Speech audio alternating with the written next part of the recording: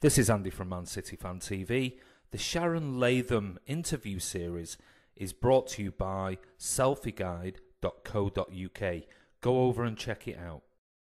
Micah and Jolien and Nigel. The rugby. Yeah, all They're that the sort American of stuff. football thing. Yeah. And then there's stuff like a lot of players used to hide stuff. My camera's got hidden a lot of times. Yeah. Kolarov used to take pleasure in trying to do pot shots at my lenses as well, just for fun. Yeah, he did, didn't he? Just for he used fun. to do it, not just to you, but the others as well, and Yeah, he hit a few of them, didn't he? Yeah, just for fun. Crossbar challenges as well. There was quite a few crossbar challenges as the training sessions would finish. A lot of players would just sort of like mank about afterwards, just to warm down a bit. Yeah. So there was a lot of crossbar challenges. They were good fun, but a lot of hiding of equipment. You'd go into the boot room and you'd have your lenses set up ready for swapping over, and they're gone. And you'd find them hidden in someone's sock bag or hidden in the gym.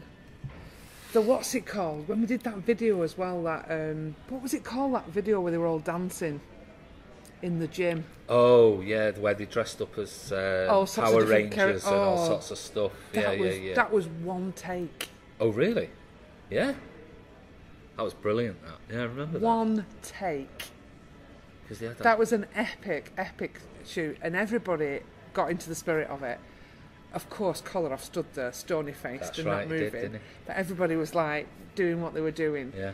And I remember it coming out on YouTube, and people were like texting me, going, "Who's the one in the Ant-Man suit? And who's the one in this suit? This, that, and the other."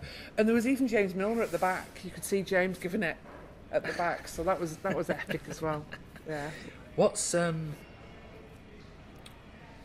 doesn't have to be one, it could be a couple, but what's your favourite ever photograph or photographs that you've taken of a Man City player? I know you mentioned before about David Silva. He's great to photograph in action, yeah. Yeah, but I mean your personal favourite sort of image, or two of them that you've taken that... They're usually emotional images, or they're usually celebratory images when it's action related, or like I was mentioned before about a lot of the semi-final pictures when we won, I was so lucky to be on that periphery of being able to go close or from a distance and just get those emotive moments. But then there's things like, I remember there's a Carlos Tevez moment where, what a player, tremendous player, lovely man, adored Carlos. And I remember it was a home game, I can't remember which game it was, but he scored and it was an important goal. I have a feeling it could have been to get us through to the FA Cup semi-finals. I can't remember. But he ran from scoring the goal and literally jumped onto the advertising hoarding and just stood with his arms out. And his flowing hair, so it was pre the haircut. Yeah. So his flowing hair was behind him, and it looked like Jesus from the rear.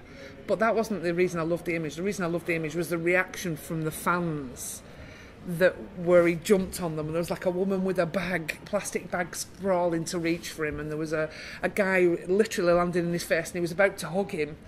And I remember there was a couple of fans who saw that and then requested a copy of it because they were in the picture. Yeah. But I love pictures like that. I love a crowd reaction to something that's happening right in front of them. So that's one image that stands out, and it is quite an epic picture. I think I entered that for a competition with the FA as well, but it didn't win. But I loved that. And then there's obviously the Zabba moment, as I said, where he took his shirt off and just went at the camera because he was sore. And then the Brian Kidd and Mancini, where Mancini literally jumped and wrapped his legs around Brian Kidd. That's an epic shot. You don't forget things like that. But then there's photo shoots that I've done that were away from the arena, that have been non-action related, that I found quite beautiful as well. Like, you wouldn't think to shoot Vincent Kompany close up would be.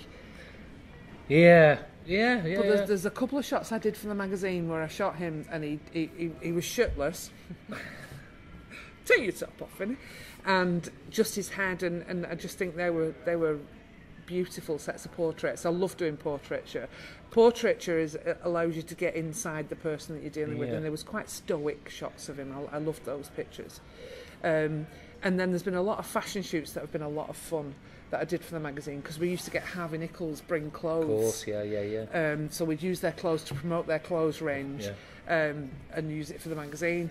And there's many a fun photo shoot with, again, Micah.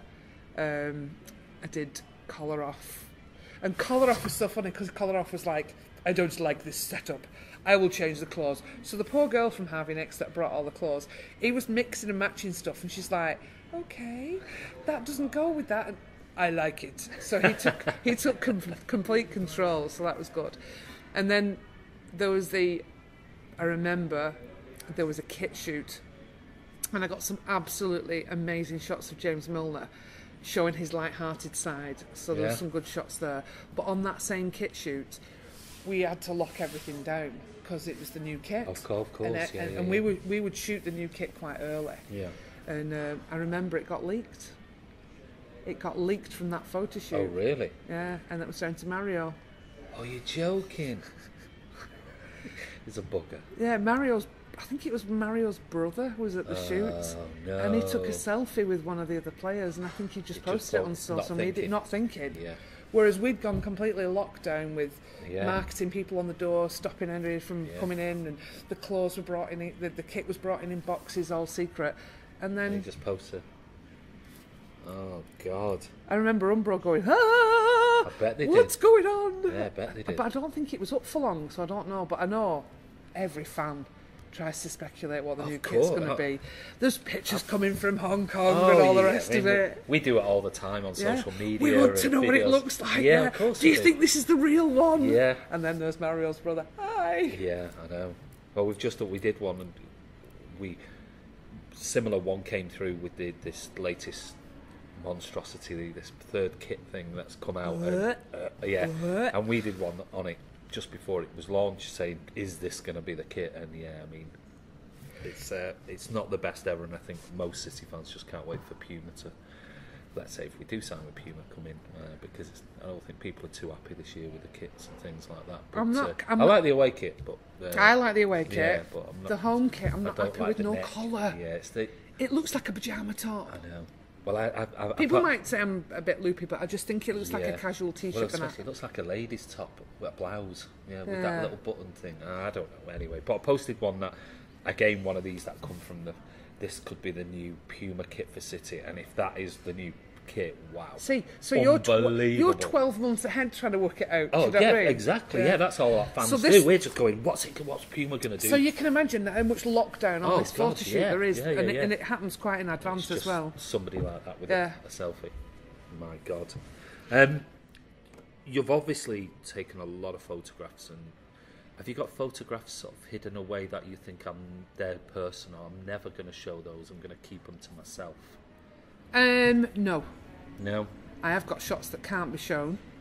Of course. From dressing room situations. Yeah, of course. Yeah. And I'd love one day to do something with those, but I don't know how I'd do it. And obviously, because I was employed by Man City, they are all Man City's copyright. Yeah. So anything I ever do, even on my own website, I put copyright Man City on the images, even though they're pictures that I've taken. Yeah. But yeah, there's a set of images from various trophy wins and stuff like that can't be shown. There's a lot of things that went on, and frivolities and fun in that dressing room of naked players and bits and pieces that you can't really show. No, of course you can't. But no, there's nothing ever that I took that I don't think I'd share, because I think, again, from a fan's point of view, I know a fan would want to see that. Of course, yeah. So I don't think...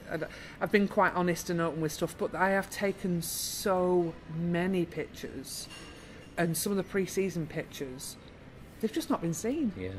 They have not been seen. Because you must take thousands per literally. And there was boot camps and training camps in places like Portland, in Hong Kong. There are images, and when we were doing the galleries, you could only put 6 to 12 pictures in a gallery. Out of a few thousand. So there are so many pictures that have not been seen. Yeah. And I don't know, as I say, I don't know whether that's a book. I don't know whether it's something to look at or revisit. I'm not sure.